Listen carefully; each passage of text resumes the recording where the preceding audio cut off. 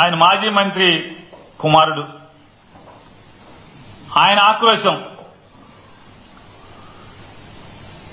జగన్మోహన్ రెడ్డి గారి ప్రభుత్వంలోనే మాకు మర్యాద దొరికింది, ఇప్పుడు కనీసం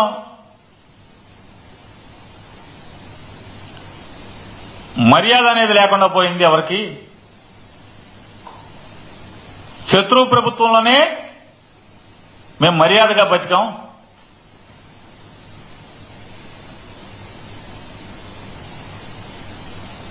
ప్రభుత్వం రాగానే ఒక ఆయన పసుపు బిళ్ళలిస్తాం, ఆ బిళ్ళల జేబుకు తగిలించుకెళ్ళండి, ప్రభుత్వ కార్యాలయాల్లో కార్పెట్ పరిచి పూలు జిమ్మి కుర్చీ వేసి కాఫీ టీ ఇచ్చి మీ పని చేసి పంపిస్తారని చెప్పారు. ఇవాళ గవర్నమెంట్ ఆఫీసులకు వెళ్తే పురుగుల కన్నా హీనంగా చూస్తున్నారని చెప్పని ఆ మాజీ మంత్రి గారి కుమారుడు ఆక్రోశం, ఆవేదన, బాధ వర్ణనాతీతం పాపం.